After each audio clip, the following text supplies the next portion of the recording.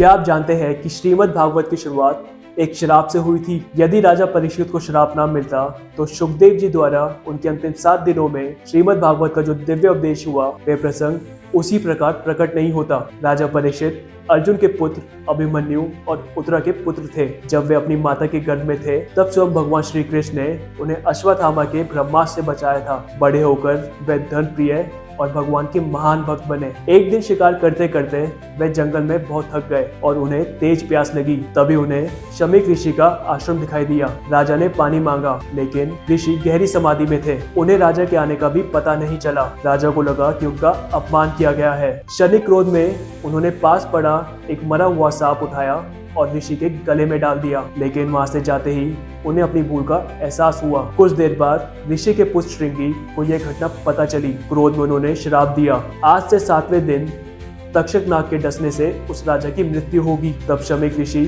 समाधि से उठे तो उन्होंने अपने पुत्र को समझाया कि राजा से केवल एक क्षणिक भूल हुई थी, इतना कठोर श्राप नहीं देना चाहिए था। लेकिन ब्राह्मण के मुख से निकला श्राप वापस नहीं लिया जा सकता था। जब राजा परीक्षित को श्राप का समाचार मिला तो उन्होंने प्रतिशोध का मार्ग नहीं चुना। राजा परीक्षित ने अपना राज्य अपने पुत्र को सौंप दिया। फिर वे गंगा के तट पर जाकर बैठ गए और निश्चय किया कि अब जीवन के अंतिम 7 दिनों में केवल भगवान की कथा सुनूंगा और परम सत्य को जानूंगा। उसी समय अनेक ऋषि मुनि वहां पहुंचे और अंत में सुखदेव जी आए। फिर परीक्षित जी ने एक ऐसा प्रश्न पूछा जिसने इतिहास बदल दिया। जिस मनुष्य की मृत्यु निकट हो उसे क्या करना चाहिए, क्या सुनना चाहिए, किसका स्मरण करना चाहिए? इसी प्रश्न के उत्तर में सुखदेव जी ने 7 दिनों तक श्रीमद् भागवत महापुराण का उपदेश दिया। इस कथा से कई गहरे संदेश मिलते हैं। तप और ज्ञान होने पर भी यदि क्रोध पर नियंत्रण ना हो तो भूल हो सकती है, जैसे श्रृंगी से हुई। अपनी गलती स्वीकार करना